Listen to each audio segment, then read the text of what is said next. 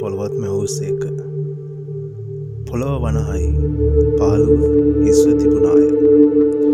ගැඹුරු පිට අන්ධකාරය විය. දෙවියන් වහන්සේගේ ආත්මය ජල මතුවේ හැසිරෙමින් සිටිසේක. දෙවියන් වහන්සේ එළිය වේවයි කීසේක.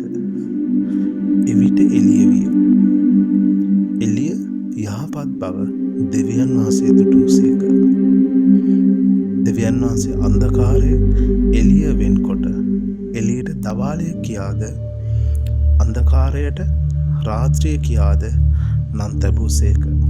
දෙවියන් වහන්සේ ජල මධ්‍යයේ අවකාශයක් වේවා එය කර්ණ කොටගෙන ජලය ජලයෙන් වෙන් වේවයි කීසේක.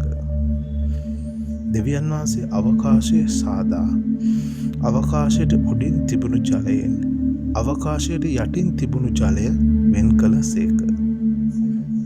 ඒ එසේ විය. දෙවියන් වහන්සේ අවකාශයට අහස කියා නම් තැබූසේක. දෙවියන් වහන්සේ අහසට යටින් තිබෙන ජලය එක් තැනකට රැස් වේවා වියල බිම පෙනේවායි කීසේක. ඒ එසේ විය. දෙවියන් වහන්සේ වියලි බිමට පොළොවය කියාද රැස් වූ ජලයට මුහුදය කියාද නම් තැබූ සේක. දෙවියන් වහන්සේ ඒ යහපත් බව දුටු සේක. දෙවියන් වහන්සේ පොළොව වනාහි තුනද බීජ උපදන පලාද ඒ වර්ග ලෙස පල දරන බීජ සහිත වෘක්ෂ පොළොව පිට හටගන්වායි කීසේක. ඒ එසේ විය.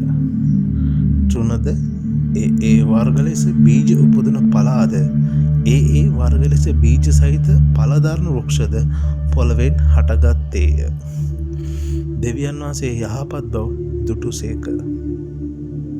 දෙවියන් වහන්සේ රාත්‍රියෙන් දවාල වෙන් කිරීමට අහස්තලේ ආලෝකය වෙත්වා ඒවා ලකුණු පිණිසද ඍතු පිණිසද දවස් පිණිසද අවුරුදු පිණිසද වෙත්වා පොළොවට එළිය දීමට ඒවා අහස්තලයේ ආලෝකයෙන් පිණිස වෙත්වායි කීසේක.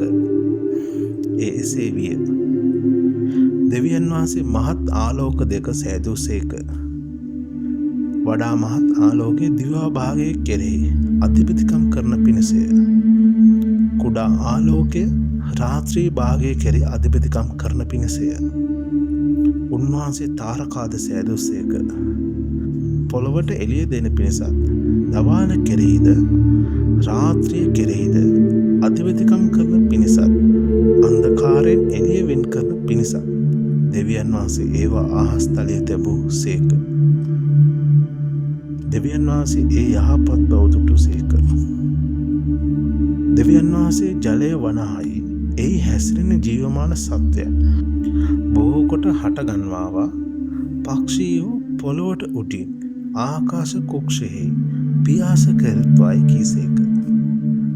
තවද දෙවියන් වහන්සේ ඉතා මහත් ජලවර සත්වයන්ද ඒ වර්ග ලෙස ජලය බොහෝසෙයින් හටගත්තා වූ එහි හැසිරෙන පණ ඇති සියලු සත්වයන්ද ඒ වර්ග ලෙස පියාපත් ඇති සියලු පක්ෂීන්ද මැවූසේක. දෙවියන් වහන්සේ යහපත් බව දුටුසේක. දෙවියන් වහන්සේ උන්ට ආශිර්වාද කොට තොපි සපලව බෝ වෙමින් මුහුදු ජලය පුරා පැතිරී සිටව පක්ෂීහුද පොළොවෙහි බෝ වෙත්වයි කීසේක.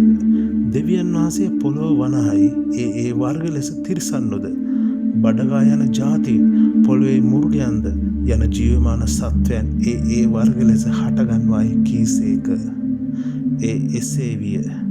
දෙවියන් වහන්සේ ඒ වර්ග ලෙස පොළොවේ මුර්ගයන්ද ඒ වර්ග ලෙස සිව්පාවුන්ද ඒ වර්ග ලෙස භූමියේ බඩගා යන සියලු සතුන්ද සෑදූසේක.